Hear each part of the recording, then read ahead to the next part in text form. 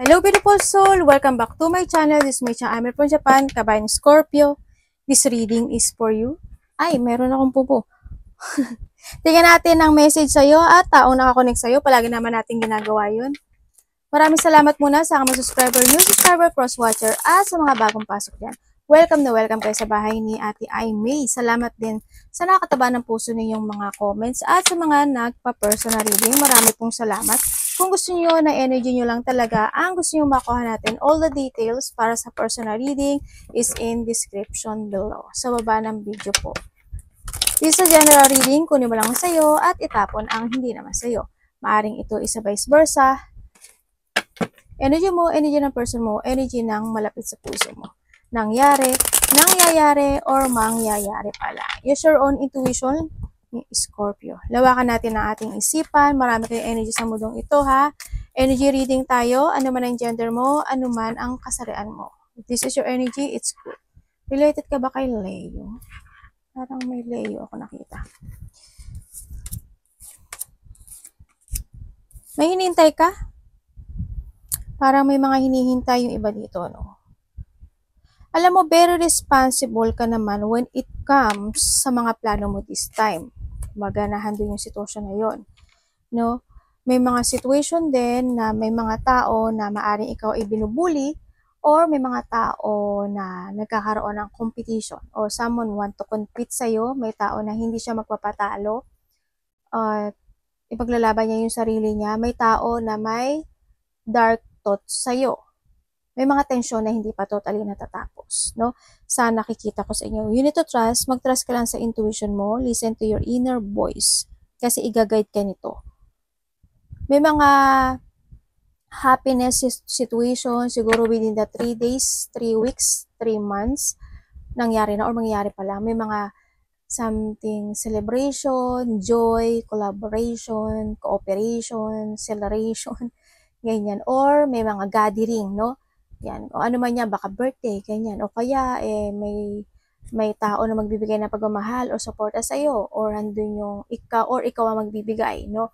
May mga, iba dito is something, gathering, or may mga pregnancy, married, birthday, ganyan. O kaya, andun yung may tao na aayain ka to go out, ganyan. Sa nakita ko dito, maaaring mag-chill-chill kayo, baka ayain ka niya, makareceive ka ng invitation sa kanya. Sa nakikita ko dito. Kuhanin mo lang yung sa'yo doon. May taong makasarili, may taong sakim. Okay, Scorpio. Page of Sword.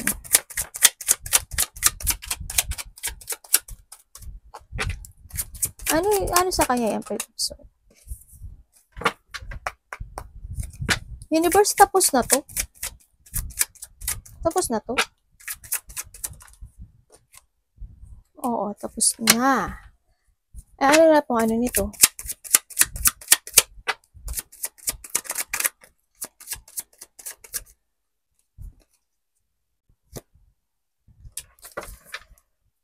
The Wheel of Fortune. Oh my God, Leo. May mga bagong opportunity na darating sa iyo. Ibig sabihin, magkakaroon ka. In the past, may mga negativity happen sa buhay mo. Na-empty ka, na-drain ka, nagkaroon ka ng frustration o nagkaroon ng pag-isolate. May mga nagkaroon ng unfulfillment situation, ganyan. May mga taong nagkaroon ng disconnected na sa'yo, maaring ganun. No? And then this time, ang nakita ko naman sa'yo, there's a new beginning or handun na yung harmony, peace, love, or a new destination in life.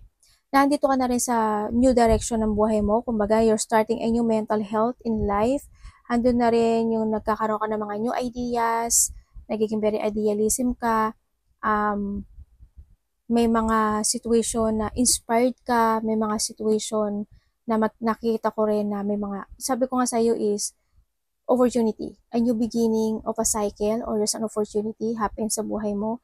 May mga bago ka rin makikilala or mga bagong connection sa buhay mo. May mga makikita-kita, maaring kapamilya or something happiness, joy and happiness situation sa buhay mo. Yun na nakikita ko. Magkakaroon ng mga may mga ano pagbubuklod-buklod, ganyan. May plano hindi ko alam why. Pero there's a plan sa iba. Siguro may mga magkakaroon kayo ng dealing together with your family, o kaya may mga pag-uusapan kayo for something na gusto nyong pag-usapan. Baka may pag-usapan kayong related to a money, collaboration, dealing, partnership, sa ating ganon. Ako nakikita sa'yo. Maari din na may mga mahilig kang mag-research, mahilig kang baka may inaaral ka o may aaralin ka. Yun ang nakikita ko. May mga pag-aaral kasi ako nakikita. And then, kumbaga, hindi yung pagiging thirst of knowledge mo, no, sa nakikita ko sa'yo dito. Kung tutuusin nga, Scorpio, matalino ka sa nakikita ko dito. As in, matalino. Yung iba sa inyo, pero maraming Scorpio ang matalino, as in.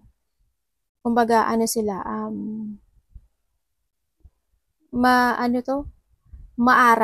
maaral kasi sila.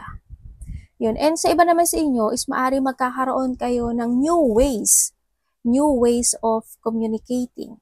Kung kaya yung magiging ano kayo. Kumbaga, siguro may mga babaguhin na kayo.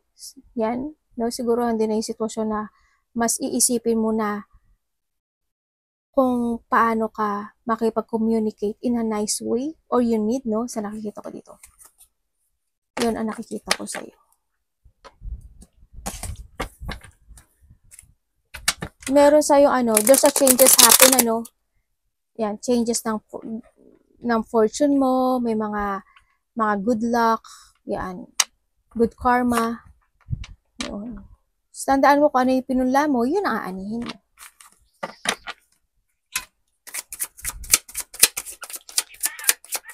Kumbaga, dito na rin yung yung babalik yung iyong strengths, no?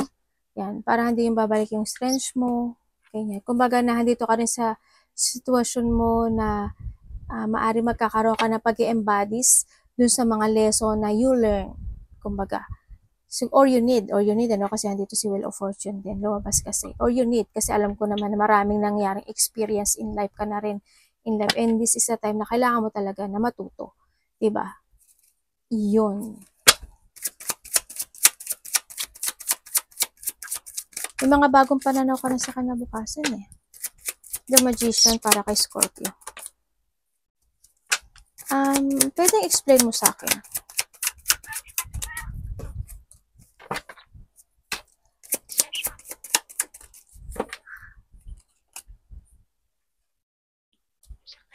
Universe, anong explain mo sa akin to?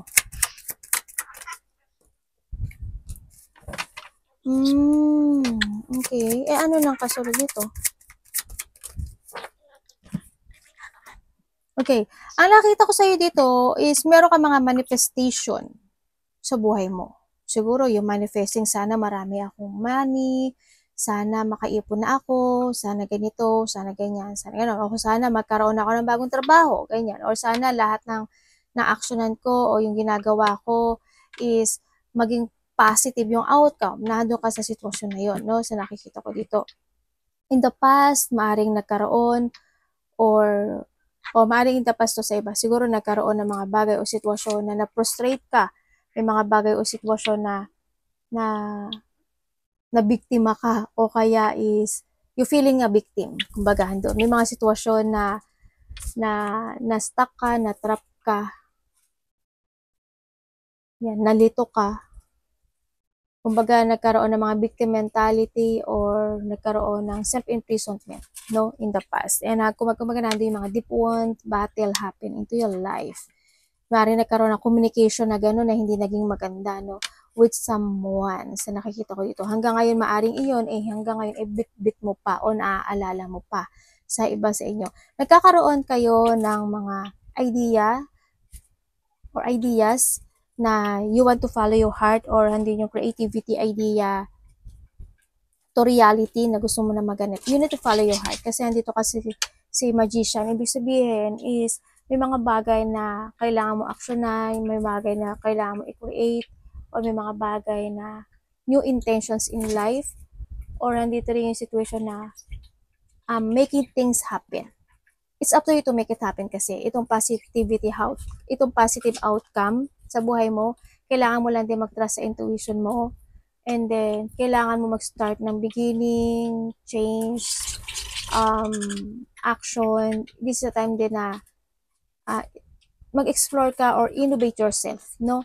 Kung trabaho man yan, kung business man yan, or sarili man yan. You need to follow your heart, your idea, to make a reality.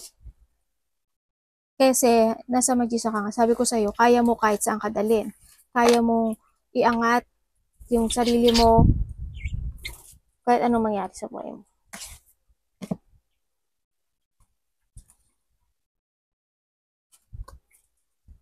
Also, there's an offering, ako nakikita. Ibig sabihin, may tao dito na may mag-o-offer sa'yo. Maybe sa iba sa inyo, this is a new love life, or trabaho, or something na ika-i-excite nyo. Maring may marireceive ka. Diba? Maring may receive ka na ikakasaya at ikaka-excitement mo. Within a week, yan, or a month, sa iba sa inyo. Tingnan natin ang hangman. Hangwan. Please show me. You're waiting for something? Para iba sa'yo, may hinihintay kayo. Tingnan natin.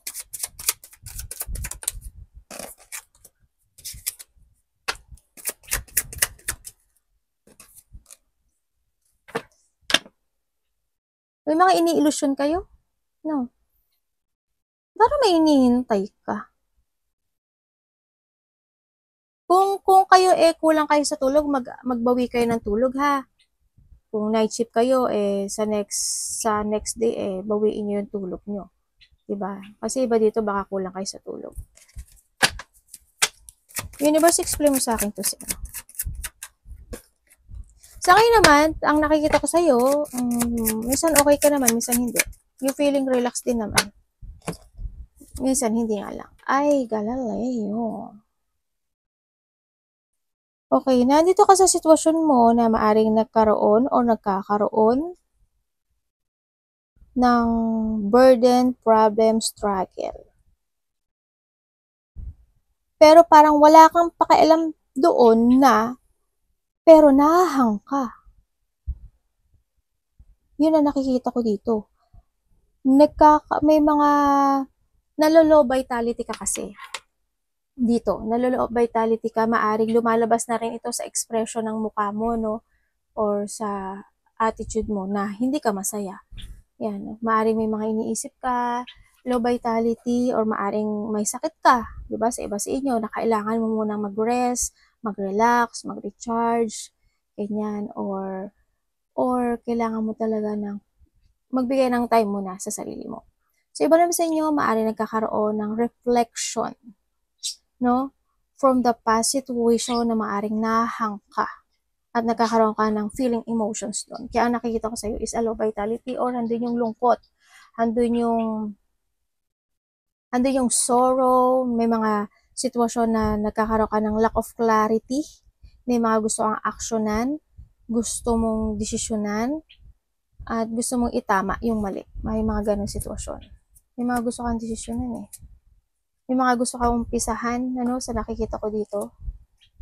Or maaaring magkakaroon sa iyo ng resetting.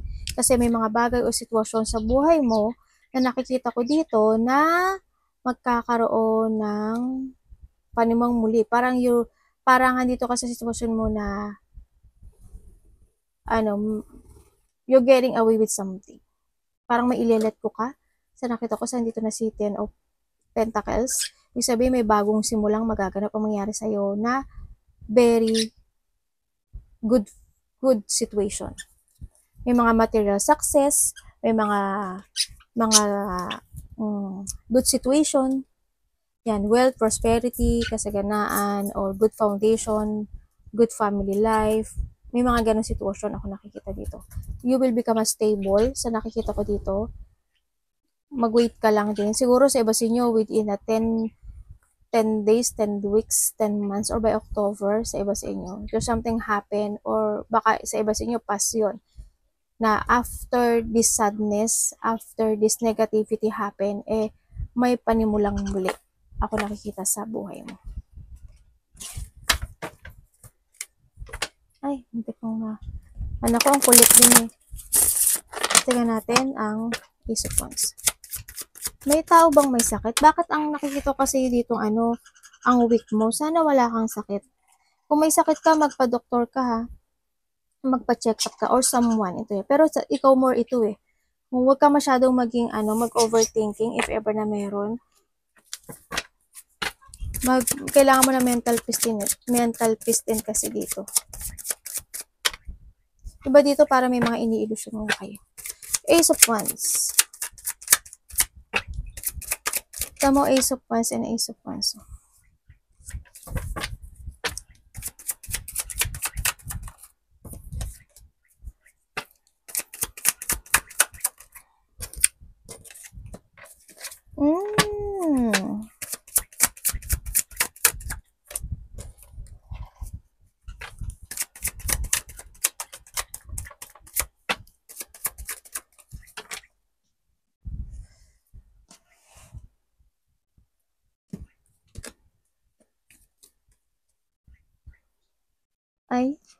Okay. Someone want to commit, no? Sa nakikita ko dito.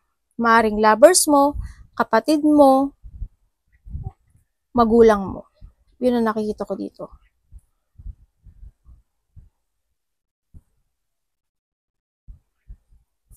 Maaring itong tao na to is nag-iisa siya, no? Or ikaw ang nag-iisa. Yan, may tao dito na gusto na commitment or union o connection, gusto ng open communication or a partnership. Yun ang nakikita ko dito. No? Ang nakikita ko rin, kung kayo, if this is a relationship, ang nakikita ko dito, iba kasi dito, di ba sabi ko magulang or kapatid. Kung this is a relationship when it comes to a lovers, itong tao na to is gusto niya ng renewal sa'yo. Gusto niya uli ng one more time sa'yo. Itong tao na to nandun siya sa sadness mode because of this separation. So nakikita ko dito, nalagi ka niya naiisip. Kumbaga, stuck itong tao na to sa'yo. So nakikita ko, or maaring ikaw ito. Pero tingnan pa rin natin dito yung connection na yun. Yun ang nakikita ko dito. And then, syempre, when it comes sa'yo, meron ka mga gustong aksyonan sa buhay. Maaari nagkakaroon ka ng idea, or may mga new idea, new opportunities, maaari sa iba na gusto mong aksyonan, or gusto mong gawin. Kaso, nagkakaroon ka ng choices in life na hindi mo magawa yung bagay na yun. Yun ang nakikita ko. Siguro, may kakulangan. Halimbawa, kung kulang ka sa pera.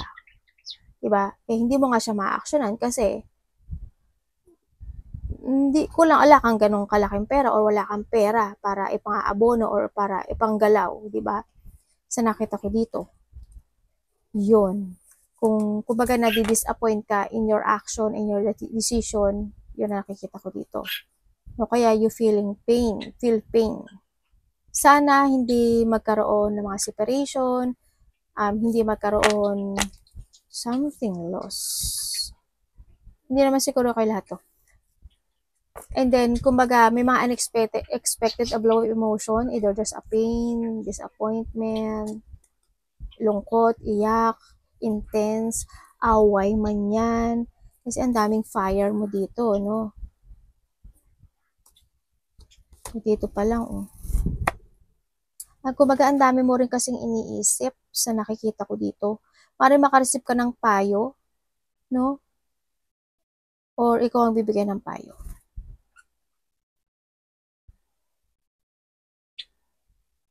May tao dito na kailangan ng caring. Maaaring itong tao na to, hindi ko lang alam kung may nararamdaman siyang sakit. Yan, maaaring ikaw or someone, maaaring may sakit siya sa dugo, may sakit siya sa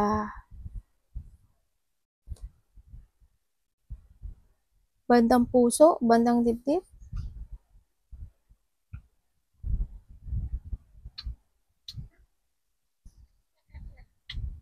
Yun na nakikita ko dito.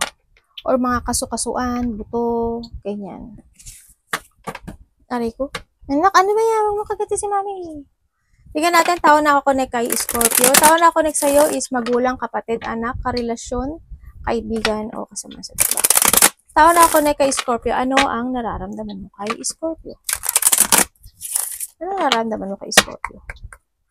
Maaring vice versa, ha? Ano ang nararamdaman mo kay Scorpio? Anak, ano ba yan? Tinutuka mo si mami. Baluga ka talaga.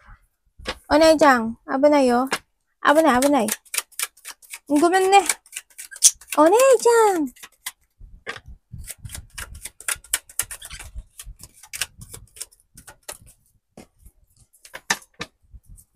Nararamdaman niya sa'yo. Okay, iba sa inyo, family niyo to. Ibig sabihin, family niyo yan. O kaya, married na kayo, o kaya magkasama kayo, ganyan. No, ang nararamdaman niya sa'yo, Scorpio, matagal mo na siya kilala actually. Kasi, baka nga family mo siya. O kaya andun talaga yung kasal kayo o relationship na to. Nararamdaman siya sa'yo, you are a very passionate person. A loving person, a caring person, a person na may, ano ba to? Focus and always give an effort and hard work sa pamilya, sa relasyon, sa lahat. Kumbaga, ikaw daw yung tao na you have an ability to become a leadership. Kumbaga, ikaw yung tao na kaya mong mag-manage or kaya mong mamuno ng isang grupo man yan or isang something business man yan or relationship. Andun ka sa point na yun, no? Kumbaga, patient ka kasi. Kumbaga, mahaba yung pasensya mo. No, yung iba sa inyo ha, hindi lahat. Yan, yun ang sinasabi niya dito. Siguro ito kakilala mo, gano'n. Sinasabi niya sa'yo. Kumbaga, yun nga, kapag mahal ka raw. Kumbaga, masiyahin. Yun. Kumbaga, lapitin. Lapitin ng tulong. Tsaka matulungin ka raw. Yung sinasabi niya dito. Kumbaga, kaya mong makipag-collaborate, kaya mong makipag-usap, magbatalino ka rin daw, tsaka you can manage. Kumbaga, iba dito, boss no? Yan. Kumbaga, iba sa inyo, may business kayo, malaki man o maliit dyan. Kumbaga, yun ang nararamdaman niya sa'yo. A very strong personality person. Kaya natin, Scorpio, anong nararamdaman mo sa tao na to? Scorpio.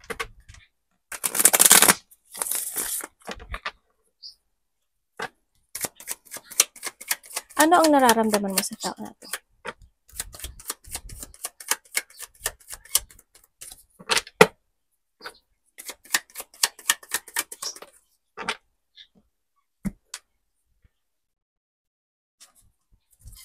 Tandaan nyo, iba sa inyo, family, ha? For short. Ano ibig mo sabihin? Explain mo nga sa akin to.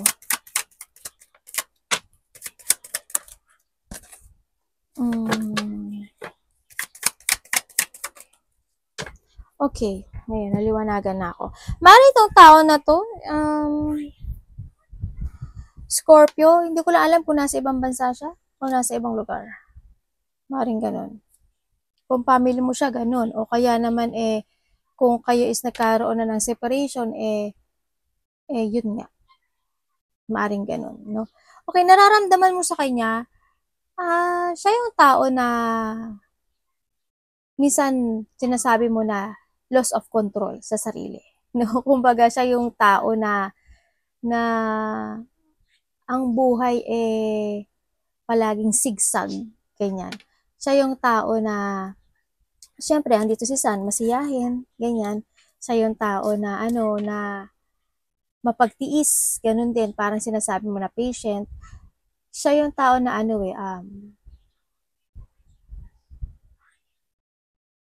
siguro, hindi ko masabi kung stress siya, or may sakit ba siya, or minsan, nagiging pasaway siya. Yun ang nakikita ko sa'yo. Dito, sinasabi mo sa kanya. Yung kumbaga, minsan pasaway siya yung nakapagbigay ng anxiety sa akin, or burnout, o may mga bagay na nagkakaroon siya ng stress, ganyan, pero masaya pa rin siya.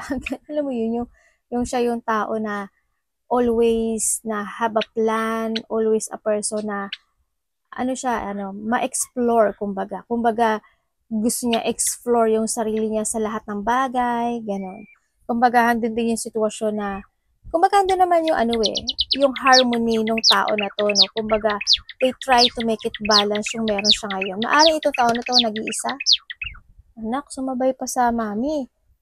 Yun. Kumbaga, palagi siya nagbibigay ng effort and hard work sa lahat ng bagay na gusto niyang gawin sa buhay. Yun nga lang, minsan pasaway lang din talaga siya sa nakikita ko dito.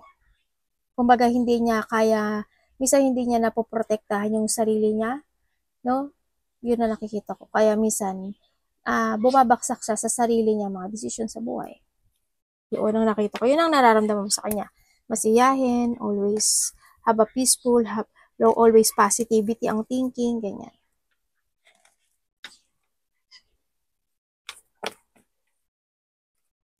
Tingnan natin. Tao na nakakonect kay Scorpio. Or vice versa tayo, ha? Kasi kung titingnan ko dito, Scorpio, yung sinasabi mong tao mo, either this is a family or karelasyon, ang nakita ko sa kanya, ano ba to? Guided siya ng angels. Those angels, oh. Guided siya ng angels. Ibig sabihin, maaari tong tao na to is may journey siya sa buhay, no? Sa nakita ko dito. Yun ang nakita ko. Meron tayong Aries, Leo, Sagittarius. Almost fire to, oh. Fire. Aries, Leo, Sagittarius. And also Aquarius, Gemini, Libra. Yun ang nakita ko sa kanya. Leo, Taurus, Virgo, Aquarius. Baka connected ka dyan. Ano intention mo kay Scorpio? Taon na connect kay Scorpio? Ano ang intention mo kay Scorpio? Or vice versa tayo. Okay.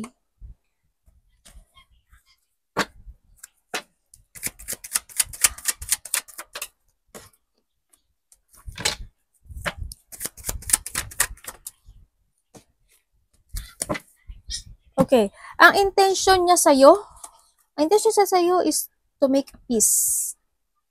Yun ang nakikita ko sa kanya. Yan. Intention niya sa'yo is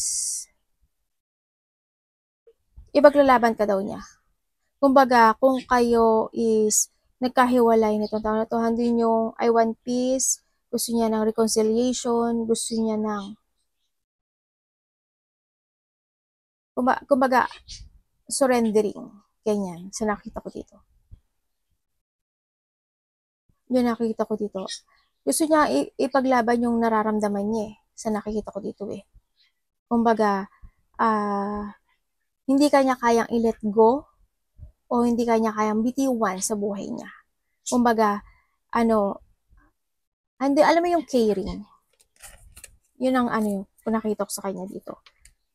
Hindi yung caring siya sa'yo, I want peace, gusto ko masolusyonan to, or gusto ko,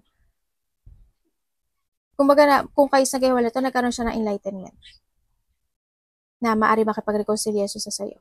Or maaring kung hindi naman kayo nagkahiwalay, itong taon na to ipaglalaban at paglalaban ka nito. Yun ang intention siya sa'yo. Paglalaban ko yan, si Scorpio. Mahalaga at kumbaga hindi yung caring ko dyan sa tao na yan. Kumbaga kapag may nakaaway ka at may nambuli sa'yo, isa to sa makikipag-away at makikipaglaban sa'yo. Sabihin ko ha. Aries, Leo, Sagittarius, Aquarius, Gemini, Libra, Taurus, Virgo, Capricorn. Tao na lang connect kay Scorpio. Ano ang behavior or action mo kay Scorpio? Behavior or action. Tao na connect kay Scorpio.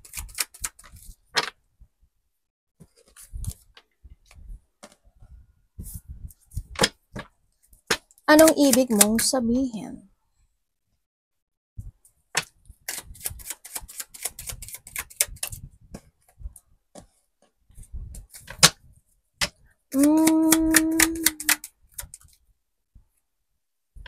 Okay. Action and behavior niya sa'yo. Alam mo, ang behavior niya sa'yo,